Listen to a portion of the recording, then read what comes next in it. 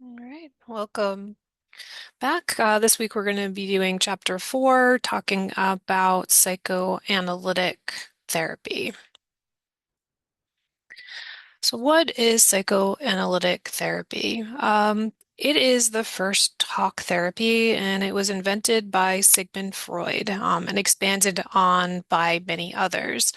Uh, when you hear psychoanalytic, you're going to be thinking about the unconscious. So, our unconscious thoughts, unconscious feelings, and the goal of psychoanalytic therapy is to bring our unconscious thoughts and feelings into conscious awareness. The hope is that the insights that we get by making the unconscious conscious will resolve internal conflicts that we might be experiencing that are causing anxiety or depression or other mental health symptoms.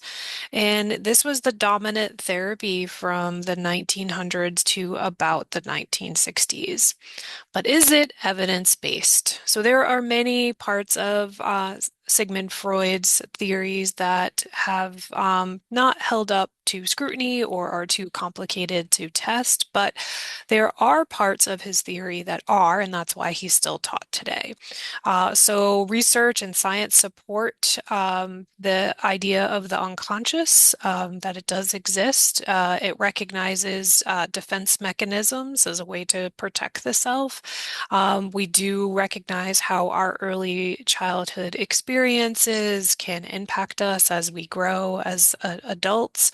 It recognizes internal conflict, that oftentimes we have conflicting feelings, that sometimes our heart and our mind are not in alignment, and that can cause us some internal conflict. And the idea that the talking cure, that talking actually can help. So those are some of the, which is the foundation of therapy and counseling on its own. So while there's many of his theories that do not meet standards for evidence-based treatment, there are parts of his theories that are. So, learning a little bit about Sigmund Freud, he was born in 1859 and died in 1939. He's an Austrian neurologist and founder of psychoanalysis. He was born in Austria, went to medical school in 1881. So he graduates medical school at age 25. And a couple of years later, in 1884, he studies under a French neurologist named Jean-Martin Charcot. Jean-Martin Charcot did many things, but one of the things he did was he pioneered the use of hypnosis to treat hysteria. The theory was that people who were experiencing hysteria oftentimes would experience these things that seemed like pseudo seizures. The body would start contorting. People could have blindness, but without a medical reason. And so that was kind of called hysteria at the time. Charcot believed that these things were happening in the unconscious, and so since hypnosis worked on the unconscious, he thought, let's use hypnosis to try and treat some of these symptoms of hysteria. So Freud studied under him and became interested in this idea of the unconscious and helping people. But in 1885, he started researching cocaine, and he wrote a paper called On Coca. He actually thought that this was going to be the thing that was going to make him famous, but somebody else beat him to it. It is known that he did use cocaine from the 1880s to the late 1890s. He actually stopped using it because he saw a couple of colleagues who became engrossed in addiction. There were a couple of other incidences as well, but wasn't when cocaine was first used, it was an anesthesia. And he also thought it might help with some depression symptoms as well. But it became clear that cocaine was addictive. In 1886, he returns to Vienna and opens his own private practice to cure nervous diseases. So he's about 30 years old when he first starts the talking therapy.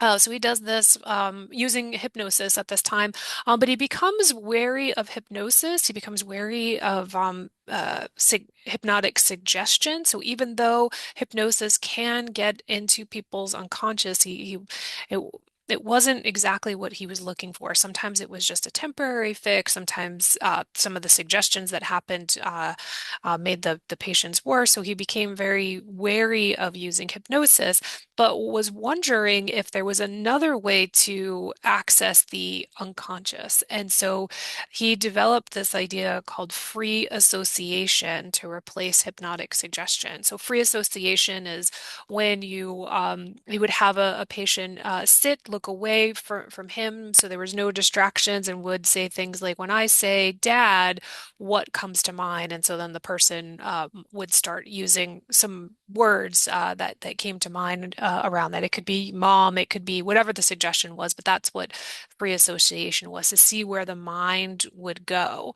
And so that was a way for him to understand these unconscious associations that people had in their minds about certain things that could be causing them stress. So that was a technique that he developed to replace hypnotic suggestion. He was a very prolific writer. I think it's 300, yes, I have it at the bottom of the screen, 320 publications. And one of the publications that he wrote around 1896 was a paper on connecting hysteria to childhood sexual trauma. And this paper was rejected by his contemporaries. People thought that either he was making it up, or that he was being tricked by his patients who were talking about some of the childhood sexual trauma that they were experiencing. So society was not ready for this, and he pulled back, and he pulled back his assertions on that paper, and it probably wouldn't come to light until maybe 100 years later, maybe 80 years later, where people started realizing how rampant childhood sexual trauma actually is. So he was onto something, but people were not ready for that. In 1899, although sometimes the publication date says 1900, he wrote Interpretation of Dreams, and this was another way that he believed that you could access the unconscious. So up until that point, people just thought didn't really think there was much to dreams at all, but he thought from talking with his patients about dreams that oftentimes his patients' dreams could show some unconscious connections that the patient was struggling with. So, in addition to free association, he also felt by interpreting his patient's dreams, he could get access to the patient's unconscious, bring the unconscious conflict to the conscious awareness, help the clients gain insight, and then hopefully cure, that was some of the terminology that they used back then, could cure people of hysteria or any of the other nervous conditions. In 1902, at the urging of a colleague, he created a psychological society called the Wednesday Psychological Society, and then in 1908 renamed it the Vienna Psychoanalytic Society. Some of the members, there were over 150 members by when it ended in the 30s, in the 1930s, but some of the most well-known, so Freud started it, Alfred Adler, who we'll study next week, Carl Jung we'll talk a little bit about, and Otto Rank. Those are some of the names that you may have studied in your psychology class. But they were all present and were really trying to develop the ideas of psychology and psychoanalysis and talk therapy, some of the greatest minds getting together and trying to really develop this theory. In 1924, the Surrealist movement. So, if you've ever seen paintings that seem surreal, look like dreams, wouldn't exist in reality, you've read novels that are inspired by this idea, or poems, or even some movies. But the Surrealist movement is influenced by Freud's ideas on the unconscious and dream interpretation and free association and all of that. So it kind of inspires this whole artistic movement in the 1920s. Um, in 1938, Freud had to flee Austria due to Nazi occupation. He resisted that for a while, but when his daughter, Anna Freud, was detained, that's when he realized that he needed to leave, and he did made it to England and died in 1939 from cancer at age 83. So that's a little bit about Freud. In the this week's content folder, there's also a biography that talks a little bit about Freud and his life. In there, they talk about one of the reasons why psychoanalysis ended up becoming valid was because during World War I, when the soldiers came home, they had what we now call PTSD, but back then was called shell shock.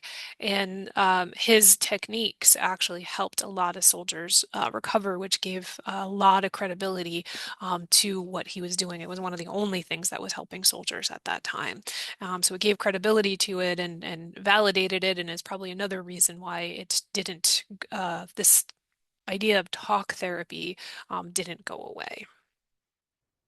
So some of the core theoretical concepts, the unconscious mind. So the unconscious mind is how our thoughts, our feelings, even our memories, our impulses are outside of our conscious awareness, and how they can impact the present moment. He also talks about the id, the ego, and the superego, and that really talks about how personality deals with internal conflict. So we'll explore that a little bit. Defense mechanisms, how we use unconscious strategies to protect the ego when we're distressed.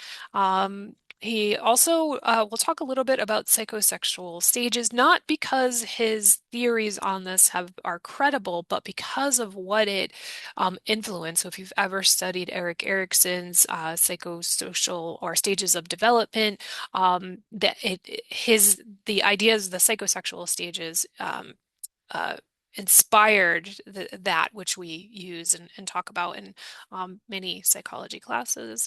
And then also, what's really important is his theories on transference and countertransference. And it talks about the reactions, the emotional reactions that happen between a therapist and the client. And this works not only for therapy, but also case managers as well. So we'll talk a little bit about that and why, as providers, we need to be aware when a client might be transferring some of their unresolved stuff onto us, and how we might also be transferring some of our unresolved stuff onto the clients that we work with as well. So we'll start with levels of awareness. So he talked about there being the conscious mind. And that's just right now we're aware of our thoughts, feelings, sensations. So that's what we are aware of. And oftentimes this is taught with an iceberg type of metaphor. So we have, if you look at the diagram, you'll see the ego and the superego have a little bit that's in the conscious realm, but most of what is happening in our lives are either preconscious or unconscious. Material that we can't necessarily access, but a little bit is actually in the conscious realm.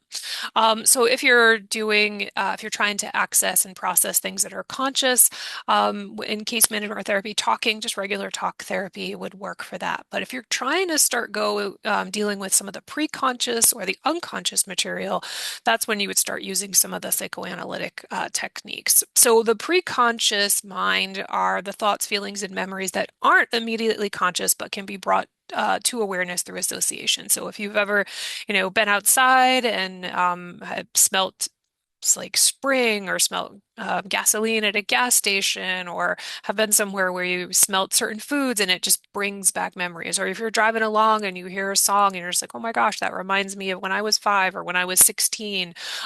Those are the preconscious things. They're there, but we're not necessarily paying attention to them all the time. And so some of the techniques that can also get at some of that preconscious stuff, free association works, journaling works, mindfulness practices work, and that spontaneous recall recall that, hearing a song or a scent that can bring back some memories. And then we get into the unconscious, and or according to Freud, this is the part of the mind that is not accessible to conscious awareness at all. So there's parts of us that we have thoughts, and he would say that sometimes the thoughts or desires might just be so unacceptable to society that we have to repress them. We could have memories that we don't have access to. He'll talk about like if you've been in a car accident or were, attacked by a dog or something like that, that we might lose memories, or if we've experienced an embarrassing moment that we block it out. Our siblings are very happy to remind us of it, but we've blocked it out because it's too painful. So he talks about the unconscious, those things that are out of our mind. And so some of the techniques that can help bring that deep buried unconscious stuff are the free association, the dream analysis. Also, if you've, heard of Freudian slips where we say one word but mean another, the Rorschach ink blot tests are also a way to bring the unconscious forward, and hypnosis. The way that Rorschach ink blot tests, so if you've ever seen them, they're just a bunch of like smudges on a piece of paper. Sometimes they're just like, oh, it looks like a butterfly, it looks like a mountain, or it looks like nothing to you. What the way that they can be used, and one of the ways that helped me understand it was when I was reading the book "The Body Keeps the Score." The psychiatrist, Dr. Bessel van der Kolk, talks about how they were using the ink blot test with the veterans that were coming back from the Vietnam War. And those simple ink blot tests, what they noticed was that all the veterans, when they were looking at them, what they saw in those ink blots was images from the war, things that they've seen that were horrific from there. And almost all of the veterans who were going to the support groups, that's what they saw when they looked at the ink blots. It was reminded them of the horrific things that they saw in war. So those are the same ink blots that we see, and we're just like, oh, it looks like a butterfly, looks like a mountain, looks like nothing. And that's what they saw on it. So that's another way that it can bring the unconscious forward as well. Just a little piece into Carl Jung. So he was prolific in his own right. He published 20 books and hundreds of articles. He was part of the Wednesday or the Vienna Psychoanalytic Society, but he parted ways with Freud at a point in time because he didn't agree with all of it, and developed his own theories. So his theories are called are called analytic psychology, and he was explored how the unconscious can be accessed for personal growth, self-realization, rather than repressed desires or an unresolved conflict. So he had more of a kind of a humanistic personal growth, self-realization. You'll see that stuff explored more when we go into existentialism. But here's his description of personal unconscious, or the unconscious. He calls it the personal unconscious, and this is a quote unquote from him. He says, "The personal unconscious is everything I know, but I am not at the moment thinking. Everything I was once conscious of, but have somehow forgotten. Everything perceived by my senses, so the five senses, but not noted by my conscious mind." And so that's how he interprets the unconscious. So I think it's nice to have the Freudian interpretation of the unconscious, but then also to see how Carl Jung saw it. He also developed this notion of the collective unconscious, and what he called this, as he said, it's humanity's shared symbols, myths, and dreams about universal human experiences like birth and death. And so if you've ever watched any nature documentaries, and you'll see, stories about like how like turtles, I'm thinking of one in particular where turtles are born on this island, they hatch, they go off into the ocean, and then they swim around for, dozens and dozens of years, as far away as possible from where their breeding grounds were. And then when it's time for them to lay their eggs, somehow they're able to navigate back there.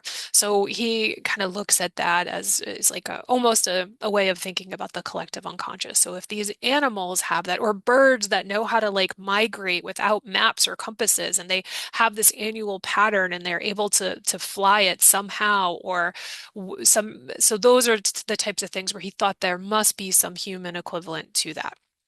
One of the things he also noticed, what he calls archetypes, which are the basic universal symbols or patterns that reside with with the collective unconscious. And so, no matter what culture or society you go to, he's like, there's always these stories that play out. There's always the hero, whether it's the reluctant hero or the regular hero. And it doesn't matter if you're in England or if you're in Australia or if you're in Africa or if you're in China, that these stories get told time and time again. There's usually like the shadow that's around. There's usually a wise old woman or old man that's in there. And so some of these ideas that he noticed, these patterns that he noticed, also influenced Joseph Campbell. And Joseph Campbell wrote about the hero's journey, and those are things that people like George Lucas, who created um, Star Wars, have used. That's what he said. I was using the hero's journey when I created Luke Skywalker and the whole family and all of that. So just recreating that hero's journey consciously. And then another thing that Carl Jung is known for is psychological types, which he wrote in 1921. So if you've ever heard of the Myers-Briggs personality test or the Big Five, or basically any, if you in Eastern Europe, there's socionics. All of that is based off of Carl Jung's ideas in terms of like personality. So if you've ever heard of the term introvert or extrovert, that comes from him. He recognizes that there were people who are introverted, people who are extroverted. He recognized that there were people who made decisions either based on thinking, rational part of the mind, or they were more feeling. How is this going to affect the group? How is this going to affect people around them versus a more logical or rational approach where they're going after strategy, but not necessarily how it's going to impact individuals. So we noticed that with the clients he was working with, that there was like that divide in terms of how people made decisions.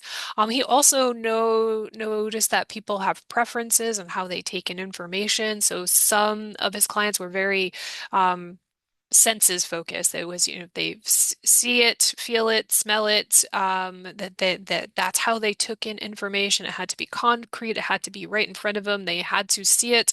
Or he had some clients that took in information through impressions. They talked a lot in analogies. They saw they described things in terms of like flowers and clouds and oceans and lots of metaphors and things like that. And that's how they kind of took in information. So he noticed that as well.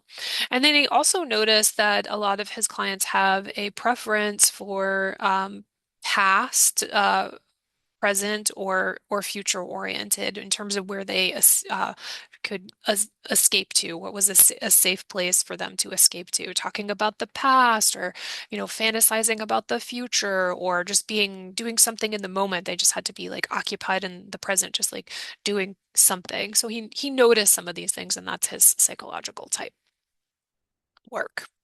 But going back into Freud and understanding the id, the ego, and the superego. So this is how Freud talked about how people managed internal conflict. So notice that the ego is in the middle, and it's a balancing scale representing it, because the ego, he theorized the ego's job is that it is constantly navigating the id, which is our pleasure principle, or sometimes known as the devil, just like go ahead, eat the extra cookie or do that thing. So that's the id that's always in our brain telling us to do stuff. And then we have the super ego, which is the moral principle. So we learn this, our parents teaching us right from wrong, or maybe if we're religious, so there's the religion will also help with some of that. And then just our culture and society's values, rules that you learn when you go to school or when you go to work, ex society's expectations. So he said that we're constantly being trying to manage them, and there can just be this conflict where sometimes we just want the cookie, even though we know that it might not be good for us, or sometimes we just want the pleasure, even though we know it might not be good for us. So it's just so right now scientists say that it's just basically a great way to explain how we manage internal conflict. And so the ego is always the uh, the part of us that is negotiating. Do we give in to our desires, or do we, or are we able to stick with the moral principle? What is right? What is good? What is righteous? And so that's what the ego is constantly negotiating. Oops. Um, Now, understanding that, we get into defense mechanisms, and they're called ego defense mechanisms for a reason, because the ego is what is always trying to negotiate the id and the superego, the pleasure, our desires, and then the moral parts of ourself. And so, ego defenses happen when we need to when something uncomfortable happens. So the ego defense mechanisms get employed to help us cope with anxiety and prevent the ego from being overwhelmed in the moment. The two characteristics of defense mechanism is that they distort or deny reality, and they operate at the unconscious level. So we're not even aware that we're doing them. We might recognize, if once we learn about the ego defenses, we might just be like, oh yeah, I did that after the fact. But usually they're happening so fast that we don't even realize that we're doing them. But it's helping us to not deal with the stress or the anxiety that the moment brings. But the problem with defense mechanisms is, while they can provide us temporary relief, they can also prevent us from confronting reality or dealing with reality. And so this avoidance can be problematic, can cause have us deal with have us have maladaptive coping skills, might cause conflicts in our relationships with other people if we're not able to deal with reality. So some of the ego defenses, one is humor. Usually this one is used in a healthy way, but it allows people to express repressed thoughts or emotions in a socially acceptable way. So, a person might make a joke if they get teared up in front of others, right? So say you're, talking with your friends, and for some reason you start to get emotional, and you may feel a moment of embarrassment because tears welled up. So you apologize, or you make a joke, and an apology to try to, I'm so sorry. I don't want to upset you. And so that's a moment of discomfort. And so a lot of times people might just make jokes in those moments rather than feel those feelings, because that's a moment of discord, a moment of anxiety or stress. Repression. So this is where you remove painful thoughts, feelings, or memories from conscious awareness. So something I mentioned before, if you experience an embarrassing moment, just, not remembering it, having it just like poof, not a memory, you're just like, oh, I don't remember when I dropped the birthday cake on the floor, and everybody laughed at me, or whatever it was. Or it could be even blocking memories of a serious accident that can happen sometimes as well. So that's where repression can come in. It's so painful. The experience is so painful that we block it out from conscious awareness. Then there's denial, and that is the inability to accept reality or facts that are painful. So, one of the most common ways you might see denial is that somebody's struggling with an addiction and they can't admit it to themselves, so they'll deny that they're having a problem. You might even see denial. I remember watching a reality TV show, and there was a very clear that the husband was having some sort of affair, and despite everything that was on there, the partner denied, was just in complete denial and refused to accept that was what was happening. So those are some, like, unable to accept reality or facts because they are too painful. So they might use denial. Projection's another one. And so if we have an unacceptable impulse, then we might accuse another person. So if we're somebody who frequently lies, we might accuse another person of being dishonest. If we're somebody who frequently bullies other people, we might accuse somebody else of being a bully in those moments because we know that bullying is not a moral way to be, and yet we may act that way anyway. So, in order to not deal with that, we'll project all that stuff onto someone else. Other ones, displacement, redirecting emotions to a less threatening person, animal, or object. So think about if you've ever been upset, gotten into a fight with somebody and ever been upset and like slammed your door or slammed a book on the table or slammed some um, uh, plates or cups or things like that. That's just like displacing it. Another way displacement could show up is you could take it out on someone less powerful. So if your boss yells at you and you come home and you have all this like frustration, maybe you'll just start yelling at whoever you see when you first walk into the door as well. So that's how we can kind of like displace that onto something less threatening. So it could be a person, it could be an animal, it could be an object. Rationalization is justifying behaviors or feeling uh, in a way that makes them acceptable. So, say you went out and you spent more money than you should. You can say, I deserve to treat myself, even if that means, your rent's going to be late or your car payment's going to be late this month, or there's not going to be enough money in your bank account, right? So you're just rationalizing it. Well, I deserve to treat myself. So that's rationalization. Intellectualization is similar, but it's using excessive reason or logic to avoid emotions. So you might see this if someone gets a serious diagnosis. So instead of focusing on their feelings about maybe being diagnosed with like heart disease or cancer, they're just going to focus on the medical facts, the statistics, rather than addressing their emotions that they're having about that diagnosis. And then there's regression. So regression, you'll probably see.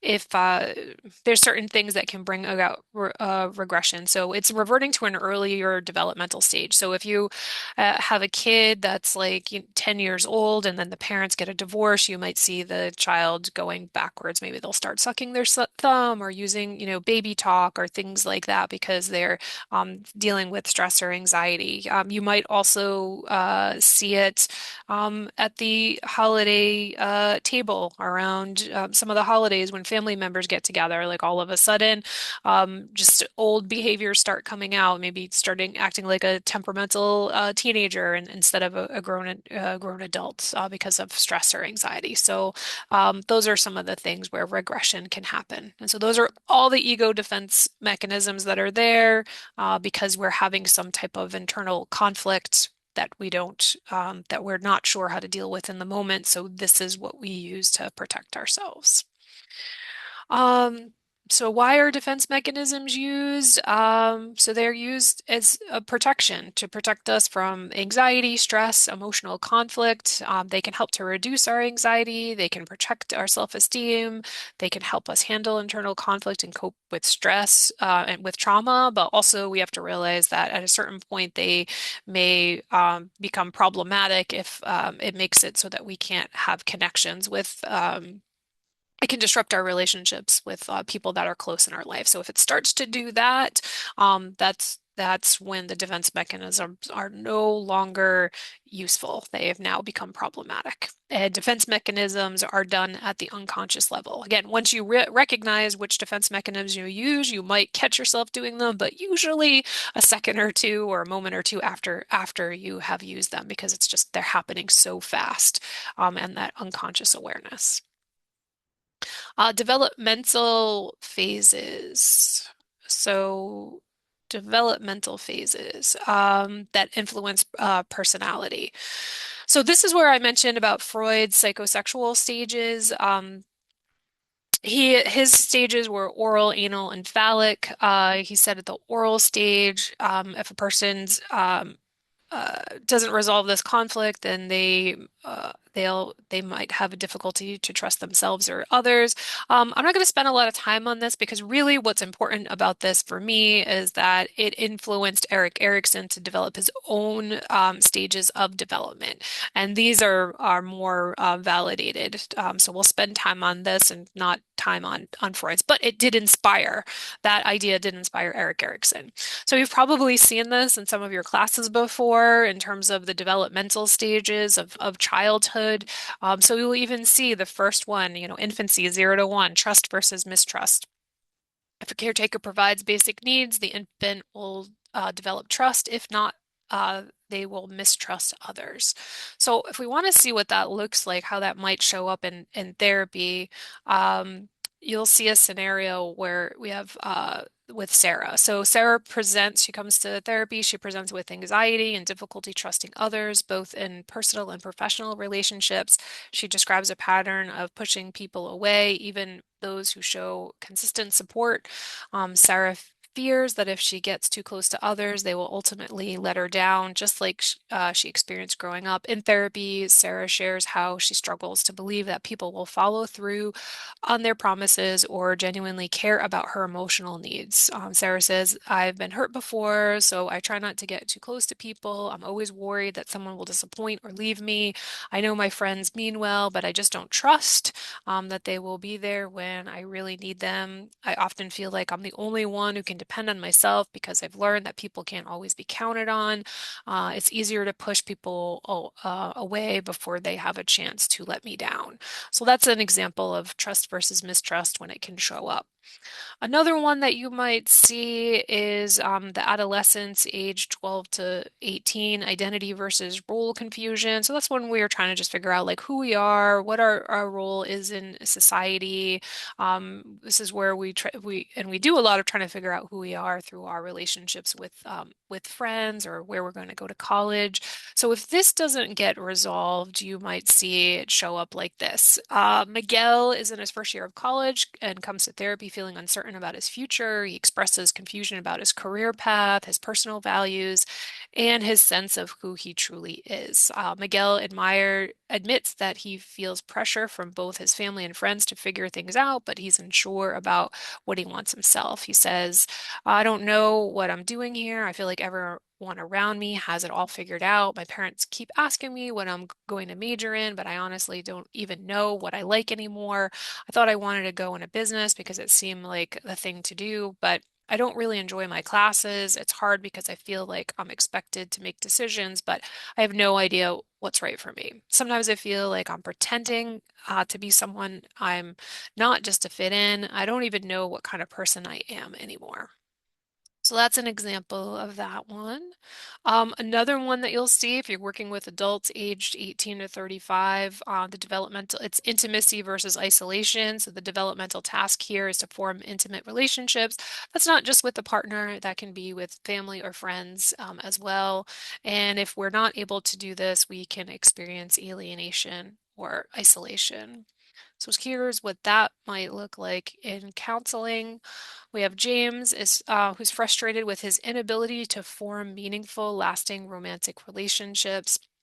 He said several short-term relationships, but none have developed into anything serious. James expresses that he's afraid of getting too close to people, especially in romantic context.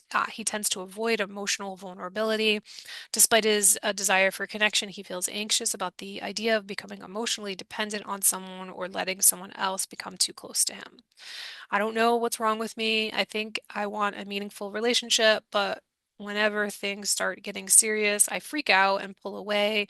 I've had a few relationships that ended because I couldn't commit. I like the idea of being with someone, but when it starts to feel real, I get scared. I worry about losing my freedom or being tied down. It's like I'm emotionally unavailable, but I don't want to be alone forever. I just don't know how to be close to someone without feeling like I'm losing myself. So that's a way that could show up, intimacy versus isolation, people coming to therapy because when relationships break up or being afraid to commit to relationships, and that can come to therapy often. Another one that you might see is generativity versus stagnation. And so this is an area where people have worked for a while, they've developed expertise, and they may want to give back to the world. But if they haven't become independent and given back, they might fall into stagnation. So here's an example of what that could look like. We have Serena, 45. She reached a point in her life where she is questioning her achievements and future. While she has a stable career and family, she feels like she's just going through the motions of daily life. Despite having a successful job, Serena doesn't feel as though she's making a meaningful contribution to the world or to her community. She worries that her life lacks purpose and she feels disconnected from her children and spouse. Serena has no clear vision of how to move forward and often wonders whether she's just stuck in a routine. She expresses that she has not created lasting positive legacies or influenced others in a way she had hoped. This feeling of stagnation is causing her to feel frustrated and disconnected. I've worked hard to get where I am, but I don't feel like I've really done anything that matters. I spend most of my days just working and trying to make money, but it's starting to feel empty. My kids are growing up and I feel like I'm missing out on connecting with them. I'm not sure where I'm headed, and I'm afraid I've missed my chance to do something meaningful. It's like I'm just stuck in a rut. So those are some examples of just the psychosocial stages. And oftentimes when you're meeting with your clients, it's good to kind of get a sense of where they are. If you can see if they're stuck somewhere, if they're having issues with trust or mistrust, or maybe they're having issues with their relationships, or finding meaning and purpose, or finding direction with their careers. So those are just some things that you might see, and it's good to get a sense in terms of, is it a developmental task that they're struggling with? Another aspect is the transference and countertransference, as well as the technique of a blank screen that is used. So transference and countertransference. One, transference is the client, where they have unresolved feelings about something and they might project them onto the therapist. Countertransference is the therapist's unresolved stuff that can be projected onto the client. And so why this matters, um, Freud believed that this was also a way to understand internal conflict, or to see what was unresolved. So he um, looked for it, and one of the techniques that he used was called the blank screen, to try to make the transference happen. And he wanted to see what they were going to project onto him.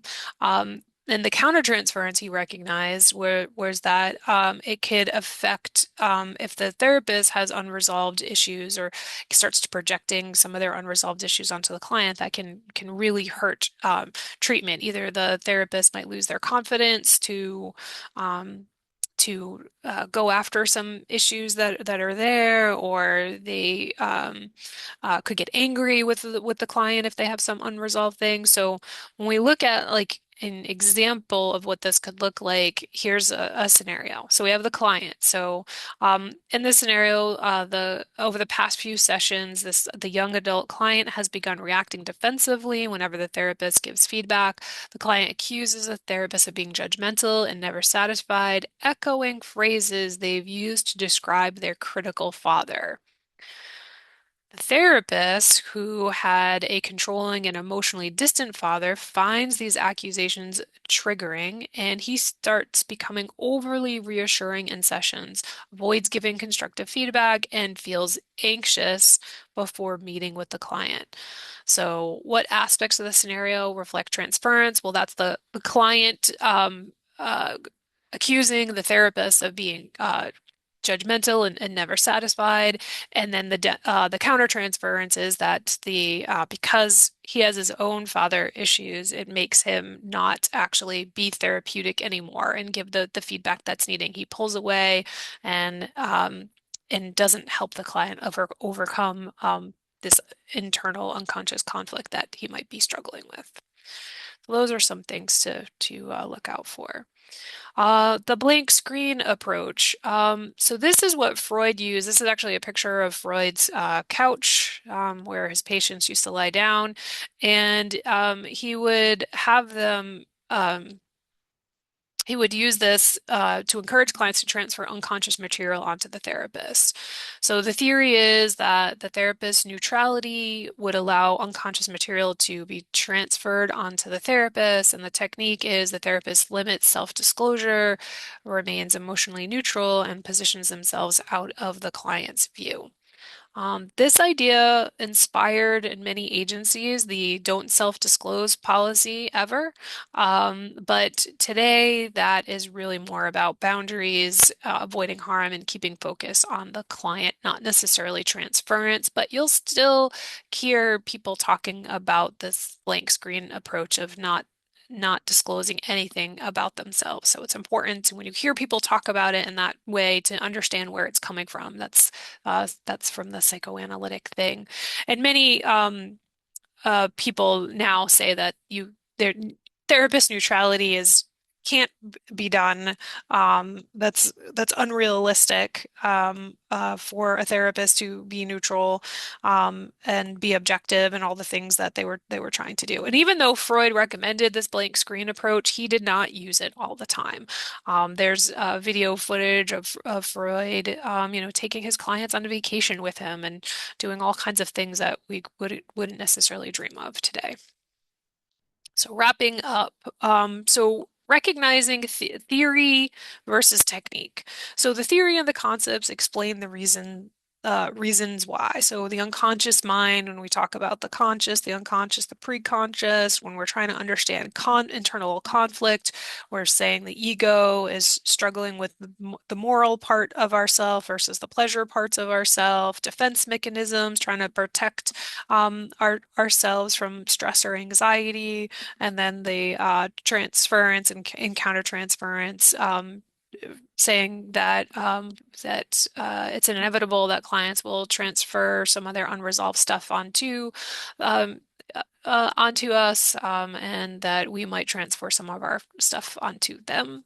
And then the techniques are the free association, the dream interpretation, using the blank screen, and then just regular interpretation, which we didn't really talk about, but that's also a big part of the psychoanalytic is trying to interpret what the client is sharing or giving them.